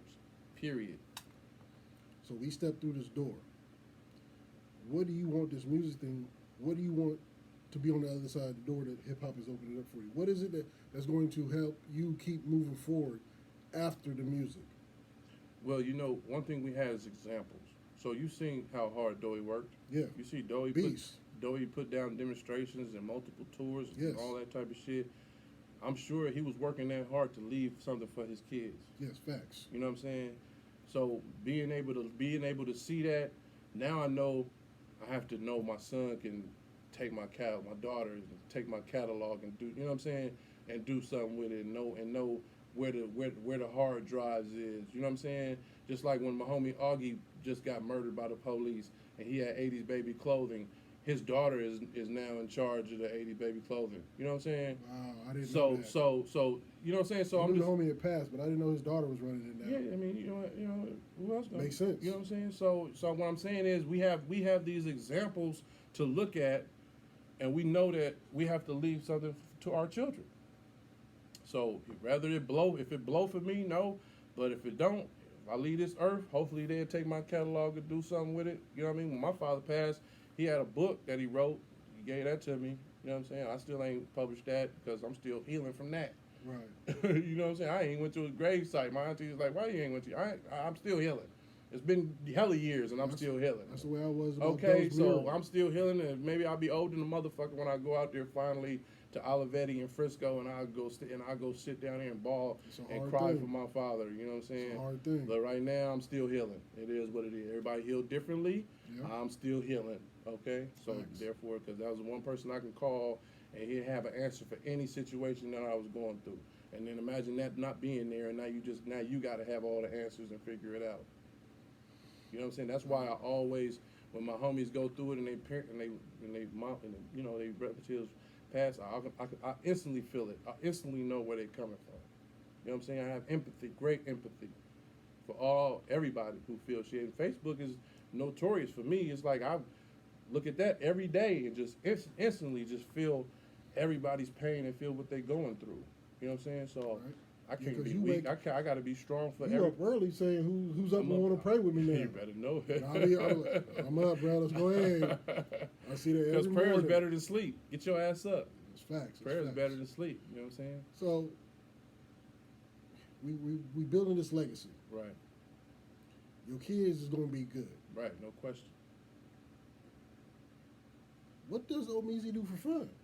Oh man, shit! I used to go to the movies. We can't go to the movies. I'll just sit up here. I'll just sit up Pandemic there. fucked up a lot because It the fucked up. Man, movie that's- popcorn is the best even when thing. even when I was a kid, I used to go to Eastmont Mall. I used to wake up, pump gas, make about $10, and hop my happy either walk or hop my ass on the bus and go to Eastmont Mall and watch. You know what I'm saying? The Last Dragon, Friday Ooh. the 13th. You know, just sit in that Ooh. motherfucker all just to escape the harsh realities. I could be in that motherfucker and watch 2-3 movies and come home at like 1 in the morning. Yeah, because movie popcorn, I don't know how or even it is not And the normal nacho, popcorn. and the nachos oh, back then, bruh. and the nachos back then, Ooh. or you know, what I'm saying, you know, it's just like, you know, that shit was that was my escape. But you know, I know how to have fun and shit. I play video games, all kind of shit. I know how. I didn't see you in the club act the fool, bruh. Yeah, I know one thing I know how to do is have fun. You better know it. Don't and even when I'm on tour and shit. Trust me, I'm not no square ass nigga. I know how to have fun. It's just that right now we in a pandemic and shit, and we got to figure it out. You know, time is the devil's playground. But see, the pandemic to me is a curse and a blessing at the same time. It's a curse because nothing's open. It didn't killed off everything. Right. Like with me and the DJs and the events, that's dead. Dead. I'm so in the hole because of this shit is See what I'm ridiculous. saying? But what it did allow me to do was Now you wish you had the station and I mean what's the station? Yeah, the station and God. shit like that. Oh my God. If I could go back, Yeah, see, people would Ooh, respect that more. Oh, you boy. like you having your own club, yeah, huh? yeah. Yeah. So what the pandemic has shown me was is proven that a lot of motherfuckers was frauds. Frauds, man, and they don't got your back like you thought they did, man. It's very sad and disheartening, and it's very sad and disheartening. Very, but you know, I'm like, it allowed me to sit back and think a little bit more. Like I didn't have to be so quick on my toes. I was able to sit down and plot out Right. more, so get more strategic with the moves instead of on the fly, always hustling, always moving. I think 2020, you should know who got your back. And Oh, who off don't. the rip! There's so many people I Right now, can't you fuck should with. know who got your back and who don't. Oh, there's so many people who know. Truly, who have your back Yeah. and who don't. Yeah, it's a fact. It's a definite Yeah, fact. no question. Okay, so we done did all this stuff. Yeah. How'd you get involved with eyewear? By the way, Aisha. I need to come and get some because I've seen some of the the glasses you have on right now, bruh. Clean as some fabric softener sheet. Yeah, it's Aisha. That's my Aisha. business partner, Aisha. Yeah, she, she's a African American optometrist right there, Foreign Square. And when I first went over there, not when I the first went over there, but I went over there one day and I said I'm gonna go on Facebook Live, and I'm gonna go to every store. You know what I'm saying? And I started with Nikki's, and went in there before I even knew who she was. I went in there and went live, and I said, this is what she got going, and woo woo woo. Then I went to Suggested Eyewear. Then I went inside and went to Nasir. Then I walked around the whole facility. Inside the building, there's a long corridor that's painted with all African American history. You know what I'm saying? It's a long wall. You just got to take the walk all the way down. I really hope that every person in SAC go to there and walk in there, and you'll be and they got the Obama room, and it's so inspiring. You know what I'm saying? And it hurts me that a lot of black folk ain't been in there, and it's just amazing to me. I am But one of as those. soon as I walk in the door, I get energy. I get instant energy. You know what I'm saying? It's nothing but brothers and sisters. you want a computer, it's a brother right there. You want some groceries, it's a brother right there. And you want some incense, or some soaps, it's a sister right here. You want some clothes, it's a sister right here. You want some African garb, my brother Nasir, some hair products, all that right there. It's all in there. It's anything you want. So, me, I've always wore dark glasses. You never could see my eyes. You know what I'm saying? And Aisha gave me a pair and was like, I'm gonna give you these for the F. That means for free. I'm gonna give you these for the F. And don't happen very often. No, not at all. And I wore those in Nico's video. We about to get drunk. Okay, And then when I went back, she was like, we should collab and do something. And then I had the album Evolution, and then we just turned that into Evolutionary Eyewear. Nice. And what we do is pick, y'all niggas, y'all could go spend $200, $300, $400, $1,000 on some frames, or you can come spend $20, $30, $40, $50 with us and get some nice, some nice stuff. You know what I'm saying? And I'll be in there at the African Marketplace every second and third, or first and third Saturday, peddling my wares. Selling hella glasses to my people. You know what I'm saying? And my clothing and all type of shit, because it's a pandemic. You better get out there and get on your grid, because it ain't gonna come to you in a dream. You know what I'm saying? It ain't. Now during this lockdown, is it open? Yes, you better. Yeah. It's like Barry say. Barry Ashes. I don't forget how to say your name. Axius. Is Costco open? Is Walmart open? Yeah, that's true. Okay then. That's true. Because you better know it. I have to admit it. I'm more in the guilties. I haven't been there yet. Yeah, man. Trust me, man. But I'm kind of waiting for this pandemic to end up a little bit, because my mom has always been trying to get me to take. You gonna take the vaccine? Because I'm just trying to tell you that Dr. Fauci already said today, 70% of us take it will have normalcy by the fall. I've seen. And if we don't, then you gotta get. I've seen people who have taken it, and it's a different reaction for each person. Like I've seen it where somebody get the first shot, and I'm gonna be honest with you. I'm willing to be the sacrificial lamb. If it's some people out there that trust, Omeezy got it, I'm gonna see what happened to him. I'm willing, because at the end of the day, I like going overseas. Canada is one of my favorite places to be, and I know I'm gonna be able to go to Canada if I don't take the vaccine. You're not. And I like going to Japan and Germany and shit like that. Traveling, you're not gonna be able to go to any of those places. So, I've lived a long life so far. If I have to be the crash test dummy, I will be that. Well, we'll be there together, because I've seen plenty of people taking it. And it's effective, where they just got Johnson got even though I don't trust Johnson & Johnson, because they've been sued for the talcum powder shit. So Man. But they do got a one shot, where you take one shot and you don't have to take no more. But I didn't know about that. Yeah, it's coming out. Yeah, they talked about it. You gotta watch. Everybody, please watch the news. I watch the news. I just didn't see that part. They talk about it all the time. They talk about it. You just got to sit there and watch it, even though it's boring as shit. But you got to sit there and just absorb the game and know what's happening, because it's the time is of the essence. But Johnson got one where you only have to take one shot one time. You feel me? And then other people got shots, but we back with WHO, the World Health Organization. So it's gonna be a more of a valiant effort. Joint effort, because we all got to figure this out together. You know what I'm saying? And for the people who saying, "Oh, you taking it?" Don't take it. But what I'm saying is, don't try to talk nobody else out of it, Right. because at the end of the day, what's your solution? Right. Nothing. It hasn't worked so far. Because we got 400,000 people dead, 400,000 plus. Now all that conspiracy left with Trump. You believe all that shit if you want to, but these people didn't die from burping. These people died from something, and they said it was COVID. Yep. The scientists. You know what I'm saying?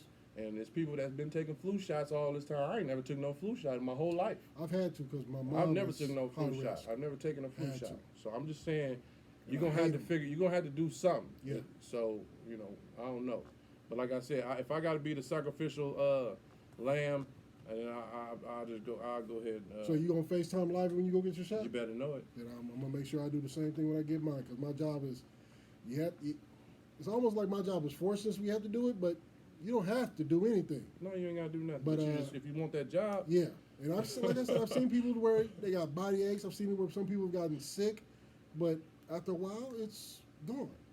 So I'm definitely going to be one who's going to end up taking a shot, not just for me, but I take care of my mom full time. Man, I just don't want every time I get a sore throat, I'll be nerved up. Oh, bro. You know what I'm saying? Every time. I got bad allergies, so this whole time I'm nursing the motherfucker. Right. You get the chills and shit. What's up, got Todd? bad What's up, Silky allergies T? and asthma. So every time I clear my throat, I'm like, oh my God, who was I around? Man. And plus, I already know I've been sick at least twice. That's a fact. I've been sick once, and it I'm fucked just me trying up. to tell you. So that's when I actually go and so, everybody act like they ain't finna. They like, man, I'm immune. Like my partner Chris, he be like, I'm immune to shit. All right, motherfucker. Okay. I'm all right, Mr. Immune. I fucked around, thought I was sick, and had to go get that javelin shoved into my nose and have them scratch the memory out my brain. Bruh, that shit is not fun. I never had no private. Yeah, that's that. You know, I was trying to use your thing, but it ain't working. I never had no positive COVID test though. No, me either. And I've had to take 3 because of the job. No positive COVID test. That's for sure. Knock on wood. Thank you. Yeah, no question. Okay, so I can knock on some wood too. Yeah, do what you gotta do, bro.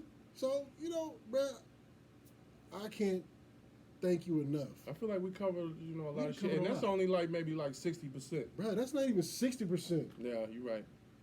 Be real talk. We just covered all the way up to like Soul on Fire, and a couple years after that. Yeah, that's true. It's so many chapters. Yeah, a lot of shit. So that means we gonna have to get you back. Yeah, That's all I want to hear. That's cool. Yeah.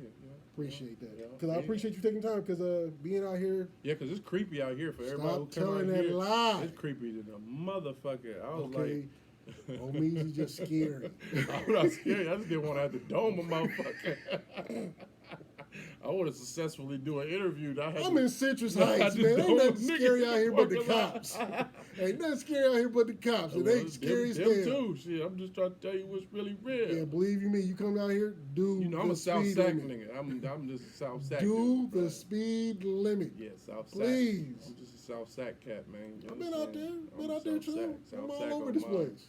East Sac, South Sac, North Side. I know every part of South Sac. Oh, yeah. You know what I'm saying? From Florin to Oak Park. And no, actually from Elk Grove to Oak Park. I know every part. You know what I'm saying? I used to stay out there on what was it, Bighorn? I stayed on 24th and Florin. I stayed off Florin, Lemon Hill. I stayed Greenhaven. off of Lemon Hill. I stayed off of W G Street at Oak Park. I stayed at Oak Park. I never stayed in Oak Park. I stayed on W Street. Ooh. Me and my homies, we had a little apartment. You better know it. Yeah, it Ooh. was treacherous. Ooh. Yeah, it was ugly. Okay. Well, brother, we got to get you back again to cover the next few decades. I like your facility. I really do I can't wait to sign that. my name on that. Oh, on that wall right there. And let me go ahead and say this now, please. Yeah, I got it. You see some cats on there who wrote like they were actually writing on college rule paper. I don't know why you think you have to write small. I don't need you to write and cover up everybody else's shit. I'm 6'2", so I know I'm finna be up Bruh. at the top. Oh, I got to be up there by 1'6". Oh, definitely. By X. Definitely. Shout out X. He's doing real good. He's got a lot of songs. I hope he finishes his album and you know what I'm saying. From what I hear, it's done. Is it? Oh, I can't wait to hear that. Oh, you and me both. Yeah, I need to hear that. But please, if anybody wants to get a hold of you, music wise, clothing wise, some knowledge wise, there's so many lanes that you can drop. If you have some situation you need somebody to give you some guidance, this is who you need to get a hold of. Please give them how they can get in contact with you, bro. Many years of experience. You know what I'm saying? BigOmeezy.com is where you can get all my merch and clothes and eyewear and all that. Not all of it, but a lot of it. I am, like I said, I'm doing the ADT. So if you got a home or a business and you need some security, tap in with me. I'm probably gonna be doing my homie Spank shit in a couple of days or something like that. I done did a few people spots already. I've already posted that. You know what I'm saying? I just like doing shit like that because I like putting my folks putting security on themselves because it's treacherous out there. I just seen that homie got his whole little shit bust into and took all his equipment and all that type of shit. And I just know that if you do something, some preemptive shit, you can stop that from happening. Right. Because people out there is thirsty, you ain't hungry, starving. These are the times we living in. Yeah. You know what I'm saying? And all my shit is on iTunes and Spotify and all that. If you get bored, you want to just sit back and just do some research and just listen, man. it's hours and hours of big Omeezy shit for you to listen to. You may not fuck with me, but it's gonna be a feature or somewhere that you gonna fuck with. It's gonna. I know at least I got about at least 5, 6, 7 songs you're gonna want to fuck with. That's for sure, no question. Well, there it is. There you have it. So, thank you again, brother, for coming out for this special edition of the Spotlight. Now that I know I can get you out here, I just gotta look on the calendar, get you locked in. Bunky, you got to come with me next time, Bunk. Bunk was supposed to come here, but Bunk got to be up early in the morning. I get you, I'm Bunk. gonna have to get Bunk to come with me next time. Bunk, he's scary. Pray for bro. me, y'all. I gotta make it back to the South. Y'all pray for me. Scary ass. I just don't want to dome nobody. That's all. I feel you. That's a scary situation. It's dark outside. It's dark and gloomy and dark. You know, it is what it is. Thank you for coming, bro. I appreciate you. We will most definitely have you come back. Maybe we even politic about maybe even having a big Omeezy show on Hype Dash Radio. That'd be tight. We talked about that. Huh? We did, but you busy. I understand. I'm busy. It'll happen when it's supposed to happen. Yeah, I had to have Sensei, a few of my comrades come out. We out here. Actually, we not that far from my homie 95 Mil, so Okay. it ain't like it's not feasible because I'm talking about he probably about 10 minutes away from here. Oh, okay. Yeah, real spill. I got to get him on here. So yeah, I would love to because I like this setup and this situation. You see what I mean? Oh, it's going to get better because I'm going to pivot on some real grown and sexy type shit here in a minute. Yeah, we got to support each other, man. I like the way you was on 360. I need to go do 360. I need to go McGee. Shout out to Little Big Sis and the homie Henny Holyfield. Thank you for having me. Hey, McGee was when I dropped my project in 2010. She was right there, bro. She's a beast. She was right there from the jump. You know what I'm saying? She's a monster. She was right there. We go all the way back. Straight up Hennessy always had my back. I always did. I always did they shows and then all the type of shit. And you know what I'm saying? I just like getting support and giving support. You know what I'm saying, to my folks. Cause we all we got, man. We all we got. That is facts. And me and you've been knowing each other for how long? Shit. Let's see, Intermajor Way. That was 95. 95. That's as far as back I can go back. So that's hella moons though, but that's a long ass time. Long ass time. For real. So I'm just saying, and I got a whole bunch of folks that I've been knowing for dumbass long, and we ain't never fell out. We ain't never fought at no weird ass shit like that. We always, you know what I'm saying? I stay real with the real. Yeah, we keep it a buck, man. Let's all continue to do that. Learn from our example, man. If you got friends, man, always, you know what I'm saying, stay fucking with your friends, you know what I'm saying? Like that there. Definitely. If you have some hot music, please send it to me. It's hyperadio@gmail.com. I need it in MP3 format. Say it again for me. Only. If you have hot, good music, great music that you think is great, don't send me no shit you recorded in the bathroom and never got it mastered because it's never going to make it. But if you have some good music, send it to me to itshyperadio@gmail.com. MP3 format only. It is going to be getting listened to. If I like it, it's going into rotation because that's what we're going to do here. We both self-quarantined each other for 5 days before we did this. Say that. Say that. Say That's that why there. we ain't got no mask. Say that there. If you have it, send me the music. Let me listen to it. It's going to get in rotation. If it's hot, it's going to be in rotation just like It's still real professional. You see how professional this shit is? This ain't no fake shit. He got multiple cameras and shit. Wait till the cameras is coming. The cameras is is here. We getting ready to set it up. It's going to be really, really nice. What's up, baby? So if you have great music, please send it to me. Make sure that you follow us at Hype Radio is Real. That is one word on Instagram. You need some promotions and marketing. That is shadow_promotions. I've been doing it for a long, long time. I'm not going to say that I know the game plan, but I know how to work hard. That's all it is. This has been a special edition of the Spotlight. This man to my left is a legend that he has made himself to be. The big Omeezy, the great communicator himself. Man, it's been a great show just catching up. And like I said, we gonna do a part, because we've done one interview. This is the second interview. So now we got to do a part 3. Got to do it. Got to do a part 3. So it's going to happen in part 3. I think of a whole bunch of more shit that I left out.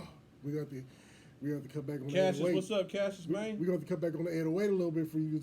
We have to. You see, I backed up off of it like a sea crab. Yeah, you had to. I got destinations to make. You got to. You got to. Yeah. So, thank you for tuning in. Make sure you follow us. Show your support. You support me, I support you. You follow me, I follow you. That's what happens here. Let's support each other, y'all. This is the year. This is the year to support each other. I know He we said, always say what's that. the email again? That is itshyperadio@gmail.com. Eric Stevens, Bombay. Make sure, hey, all bullshit to the side. If y'all need a car, that dude Bombay gonna put you in a car. I shot a whole commercial for I seen the Bombay. commercial. I saw you doing the work with the commercial. He ain't posted it yet. You gotta post Yes, it. Look at Dwayne right there. Dwayne Moses. We was just talking about Ooh. episodes. Ooh, and Brandon's. Man, what? Come on, man. I think Ooh. I'm wet. Yeah.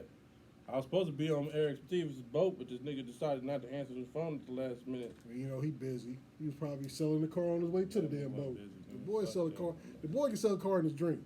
I make no excuses. Okay, I won't. He was on his. I'm gonna get He that was on nigga his a ditty. I'm gonna get that nigga a nuggie. You gonna see him. He was on his ditty. He forgot. So that's what it is. But please make sure you tune in. We have the TuneIn app. Look it up on TuneIn. It's free. See the logo, like it, follow us. We got a lot of great things coming up. A lot of February stuff going to come around the corner. Make sure you follow us. We are here every Tuesday on Taking It Back Tuesdays. We have it here on Thursday on the Queen's Table and Drip Sessions. That's something grown and sexy that's never been done before. Follow it. It's a lovely thing. We have the Flavor Show with the Big Dog D-Funk. I have my show. D-Funk? D-Funk shout is out here. D-Funk. Okay. D-Funk is here. Okay. I win. I'm like Obama. Where I was weak, I went and got my strength. There you go. So this is what it is. But this is hype-radio.com. I really do appreciate y'all. Love you to death. Support me. I'm going to support you. This is what we're going to do. We out. Hello. Hey, I love y'all, man. See y'all, man. I might do a prayer in the morning. If not, I'll do it Friday. Oh, tomorrow is Friday. Well, tell them you still on the live, I'll bro. be inspired. I gotta be inspired, and You ain't got to be inspired to prayer, bro. sometimes you do, so you know what you're talking about. Okay. So